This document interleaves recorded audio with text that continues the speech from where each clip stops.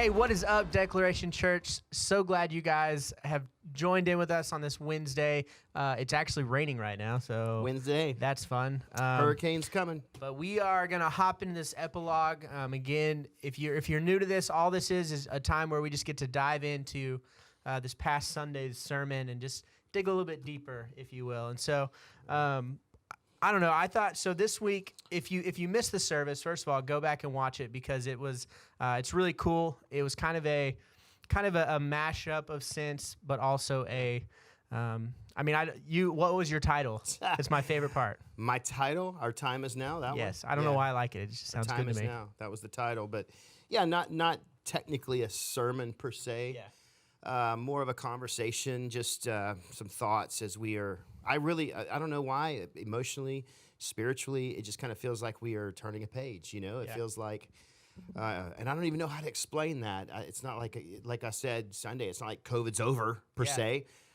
It's dramatically decreased, which praise God, that's great, right? Praise but Lord. it's not like it just something spiritually feels like there has been a shift. Emotionally, it feels like it's just the start of a new season. So Which is our time is now. I'm very excited about this too. I know that even amongst the office, we've kind of been talking about, just differences of how things feel or whatever it may be. And so this Sunday, as you were preaching, I just, one of the first things that I remember that was really good, which I know you go into a lot of different things, but when you were talking about the grapes and giants, which I know as a pastor, you like to, do little word plays there. And so doing the, that passage from the book of Numbers, I don't know how many people run to the book of Numbers for your daily quiet time, but that passage is, to me, it's powerful, it's interesting. I think I even said this, we visited that when we launched the Movement Initiative over a year ago now, and maybe some of you were not a part of that. Maybe you weren't at Declaration, or if you are part of our online family, maybe you have found Declaration during the season. But we did this thing called the Movement Initiative, where we really called the church to go to this deeper place of defining legacy and running towards that. Within part of that, it was really discipleship focused. This is what followers of Christ do.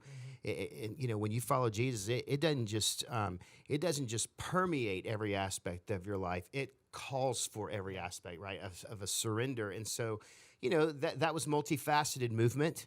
It was it dealt with the way we spend our time, the way we spend our energy, the way we spend our money, the way we operate completely holistically, what our life looks like. And of course, a part of that also was we really sensed deeply that God had given us this vision for a permanent ministry footprint in this city that would, kind of be the anchor, the launch pad for a lot of other different ministry, a lot of other different churches. We are a church plant that believes in planting churches. We are, and so we had already talked about the book of Numbers with this story of Joshua and Caleb and the 12 spies that were sent out. And I remember before you get there, you gotta leave. Yeah. And so no one's gonna get that. They're gonna what are they talking about? I made a really bad joke over a year ago, but it was theologically sound, right? Good. Anyway, so looking at this passage, and they go out to spy the land, and just kind of in context of where we are now. And I even said, hey, look, this has everything and nothing to do with the movement initiative. It has everything to do with us and who we are, right? But when God tells us to do something, I don't care what it is, because here's the thing, God is always inviting us into that next spiritual step. Yeah, absolutely. He just is. And so when he puts that thing in front of you and your heart begins to beat faster for something because there's something within you, deep within you, that you just sense God is saying and calling you to, I've always found that he may not give you the answer, right? Like it's kind of like Abram. We also use that a lot, and it's been 22, right? It's been a huge Genesis, right? Just even the beginning of Genesis where we start to see Abram, right? But you see that God tells Abram, hey, leave the land of familiar, leave your comfort, leave the land of your family, potentially your earthly inheritance, leave it all behind, and then be obedient to go in faith where I'm going to show you. But he didn't give Abraham the map. No, yeah. He didn't give him the plan. He didn't tell him what kind of provision would be along the way. He promised him, though, something that we could define as pretty prosperous, not in the sense of the way you and I might think of, well, hey, man, if we do this, maybe God will give us a Maserati, right? Yeah. Right, not worldly, but he said, I'm going to give you this land, and man, your offspring will outnumber the stars in the sky. And you can be a blessing. And you can be a blessing. And if you know, you'll be a blessing, right? And if you know his story, I mean, here's a guy who their family looked all but, everything but fertile. Yeah. And here God is saying, man, I'm going to give you descendants. And so obviously it took a step of faith for Abram, right? Fast forward. Here we now have Joshua and Caleb with the 10 other leaders of these tribes. They're told to scout this land that God had promised all the way back to Abram. And they had not yet inherited the promised land yet. They had not stepped into it. And I feel there's a lot of us that God has given us the spiritual assignment. And what I have learned in my life personally, but also I have experienced, I have witnessed in the church, capital C, not just declaration, but just church, is we love to applaud things. Man, we hear something good, and man, that's good, but we have a struggle applying things. Yeah. And so here you have these guys being sent out, and they scout it out, and what does God do? First thing is he brings them into this thing where they find these grapes. So the way God spoke to me in that is, God shows us his provision along the way if we will open our eyes and look. He may not show us the plan, but he will always show his provision along the way. Yeah, and that's what one of your points, the first point I think was actually, God will always lead us in the direction that he desires to take us if we'll listen. Which again, I think comes back to, I feel like the last few weeks we've been hitting on the secret place. But I say hitting because I really think that's where everything stems from, is that secret place, and us personally spending time in that secret place. And with God. One thing too this week that... Yeah, because you can't hear God if you're not spending time Absolutely, with yeah. Right. It's just like we could sit in the same room, but if we're not actually talking and discussing things, what are we going to do? And sadly, I mean, gosh, I don't want to jump off this diving board of these waters, but that is so relatable because there are families, there are marriages, they sit in the same room, but they don't have a relationship. Yeah. I mean, and you're right. You and I could sit in this same room and not say a word to each other, and we're in proximity, but we're not in. But what's happening? happening? We're not in community. What's the fruit of it? Yeah, and so you got to have that time with God. If you're going to follow him, you got to be able to hear, to respond. To be able to listen to him. So. And I think one thing too that on Sunday is me and my wife, me and Hannah actually talked about it later after you gave the sermon. But what I think is really interesting in this is, so they send out the spies into the promised land, and they come back with all this stuff. So there's been people in the promised land, but then after that, they circle in the desert for 40 years. After they know where it is, but then they just circle around looking for it for the next 40 years. And well, yeah, and that's a pretty hard story. If you continue to read, obviously you've got 12 that go out, 10 are basically resistant. They're hesitant. And can I just say this? When we are resistant to God, we are rebellious to God. Yeah, I mean, look at Jonah. Yes. I think that's a good... And so the reason for the wandering, and maybe this will speak to somebody, the reason for our wandering is most oftentimes rebellion. Yeah. And that's why they were wandering. I mean, these are the same people that said, man, if we were going to just die here, we could have died there. Yeah. At least we weren't free, but we had found, watch this, we had settled for the comfort that we had. Oh, that's good. Right? And so we could have died there. And then they start let's just form an uprising. Let's form a coup. Let's find a new leader, and let's do something else, right? And so the rest of them, all of those that represent those 12, their kids, everybody, they start wandering around.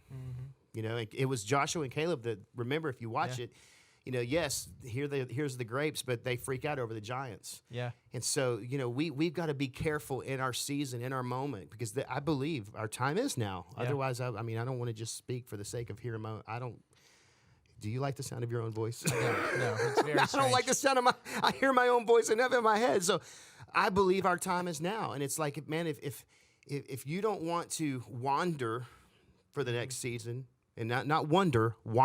Yeah. If you don't want to, go into your own self-imposed wilderness, if you will, then let's just be obedient to what God said. Yes, there's giants in the land. Yeah. I think often we begin to look at what's in front of us and what we should be afraid of, and it keeps us paralyzed. It keeps us paralyzed from our promise, right? And then our resistance turns into rebellion, and then we wonder. This is the wonder part. God, where are you? Yeah. Right? Which we see the Israelites doing often in that 40 years. And I think, Yeah. even in that story where they are wandering and they're not in the promised land, there's still so much that God does for them, right? He feeds them. Sure does. He heals them from the snakes. Like And so what do? We shake our fist at God, like, God, Yeah, how like- could you? And God's still there going, no, I'm still providing taking for care of you, right? Like you're still seeing miracles. And You're still P.S., I still have a promise for you. yeah, and Come on, and somebody, we that'll just, preach. but now you look at, so they spend that 40 years wandering, and you still see God moving. He still provides for them. He still does things for them. He still takes care of them. But imagine what those 40 years would have looked like if they would have listened to Joshua and in the Caleb. beginning. And Because went. what do they say? Yeah. Man, let's go now. Yeah, let's do it. Let's go right now. Right now. And I'm pretty sure, aren't they the only two that get to enter the promised land as well? Yeah, I mean, okay, so let me say this.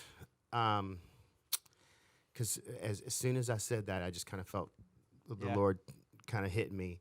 I feel like this is one of those the buses will wait moments, right? like Sarah McLachlan used to start singing in the background. But no, but seriously, you might, if you are watching this right now, I really feel like there's somebody right now, maybe multiples, where God has been telling you for quite some time, your time is now. Your time. Can I just say, I really believe the way our world is going, 2020 alone, if we have not yet decided to allow the events of 2020 to be the alarm clock to awaken us by now, dude, I really believe our time is now. Yeah. It is time, for us, as especially the body of Christ, to begin to function like the body of Christ fully. Yeah. Not just, we in practice on Sunday, yada. I was thinking a lot about this, and I don't like to harp on it. I probably talk a lot about it because it burdens me. But, I think about how we are raising people up, discipleship, if you will. And that doesn't have to, I never want that to feel like it's some big, heavy, formulaic process. As much as it's relationship, it's walking. Of course, there could be some structure and process to, it's almost like in college, there was a structure and a process, and each class had a syllabus. Of course, there can be those things. But by and large, it's, the way Jesus discipled people is he walked with them. He literally did life with them, right? And I don't want that to be a cliche buzzword. I know it was kind of buzzword in the church a while back. We do life together. No, Jesus walked with them. They were constantly in community.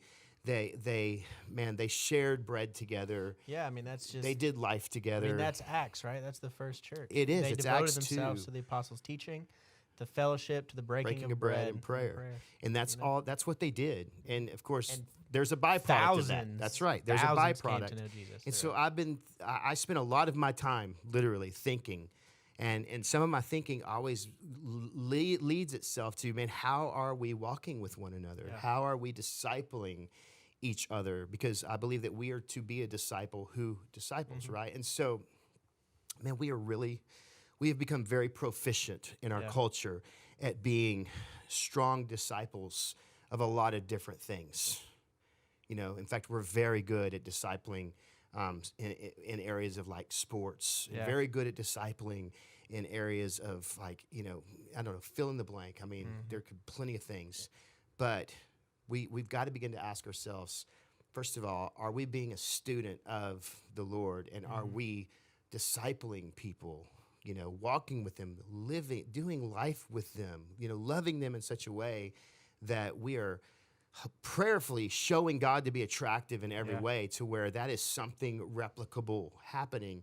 How are we spending our time? And I don't want to go back to it, but I do. As a pastor, I want to constantly challenge myself, and I want to challenge all of us as the church.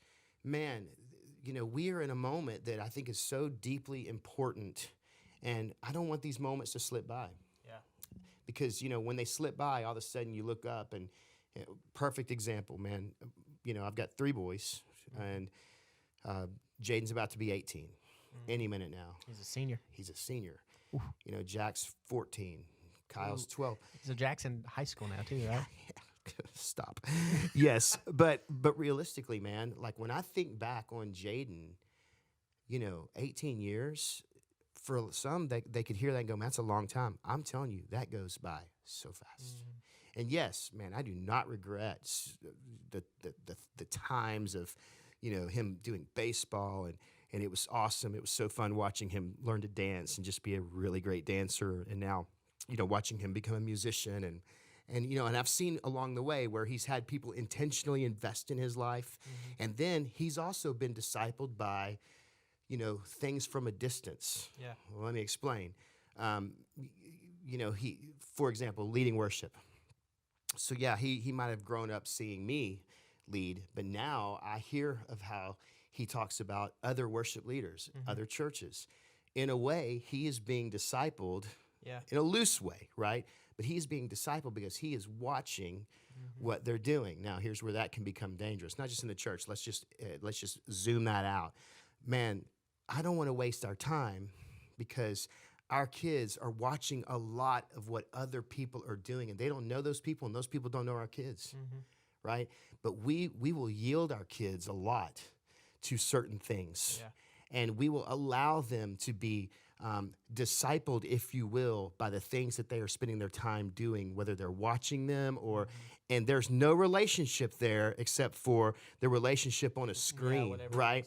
And so this is not a commercial for, hey, you should have screen time. Those things are probably good tools, but this is more of a strong urgency of, man, listen, our time is now. Yeah. We don't want to waste this time. We don't want to miss this time because I'll tell you, those 18 years with Jaden have flown by, man. Yeah. I mean, you can remember. Yeah, you were hanging around with me. That dude was in a car seat going, ladies, what's up? I do remember that, actually. You remember that? Wearing his little cape with all of his... his little bandanas.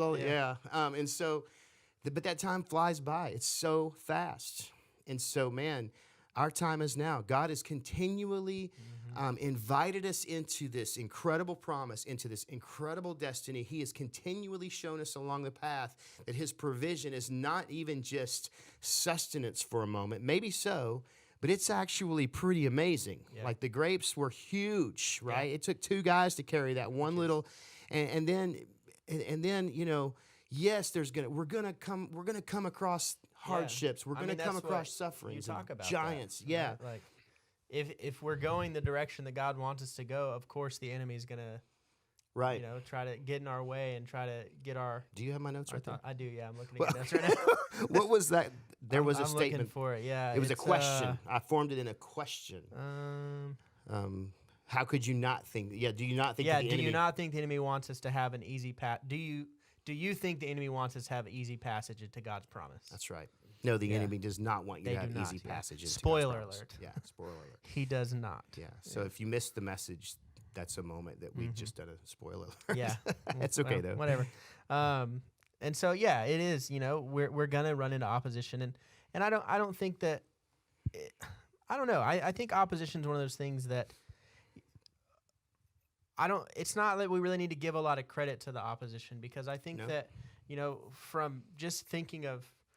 When you're in that quiet place, when you're following Jesus, when you're chasing after him, you think of all the disciples or all the apostles, Paul, all these people who, were in prison, they were stoned, all these different things happened to them. They were constantly joyful and happy, and that's only because of they had a perspective, right? Yeah, it's not about us personally. It's not about where we are, who we are.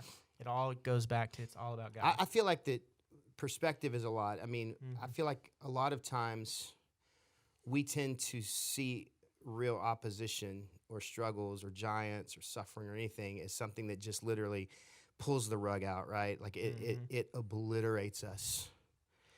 Whereas you read Paul and you just get a sense of he had a perspective. No, this doesn't obliterate me. This builds me. Yeah. Right? Like he can still sing praise while he's in prison, and yeah. So perspective, I think, is key. Which lens are you looking through? Oftentimes, and it's tough. It is. Look, I'm not gonna. There are some people going through some really hard stuff, especially in this season. If COVID's not enough, it's cancer. If cancer's not enough, it's hurricanes. There's so many job losses, furloughs. There's there's so many things that people are dealing with, and they're not easy things. And I would never want to make light of those things. Absolutely. But we can, as believers, as disciples, as followers of Jesus, no matter how bad it gets, if we truly trust that, man, the hand of God, there's providence in it, the sovereignty of God, there's purpose in it. If we can lift our eyes in that way above the wind, the effects of the wind, and above the waves, and which is probably a terrible analogy for today with the hurricanes, but if we really can, if we can lift our eyes above that and say, okay, our no matter what happens, I mean, there is a reason why Paul says to live as Christ, to die as gain. There's a hope in that. There is a hope in it. It's a security of this is not all there is. My 401k is not all there is, which in preacher world, we don't know anything about that anyway. But it's not all there is, right? I mean, the sense of security that was my bank account, pre-stock market, whatever, and maybe people are doing really well again now. I don't know, but it's just, this life is not what we were literally only designed to live, right? There's something greater, there's something bigger, there's something eternal that is to come. And yes, that's important deeply. But and yes, this is important too. But while we're here, how are we doing it? How are we following Jesus? How are we walking with Jesus? How are we, trusting and listening and surrendering to and being obedient to Jesus? Yeah. I think that's a good place to end right there. I think just, man, I hope so. Yeah. It's hot in here. It is hot in here.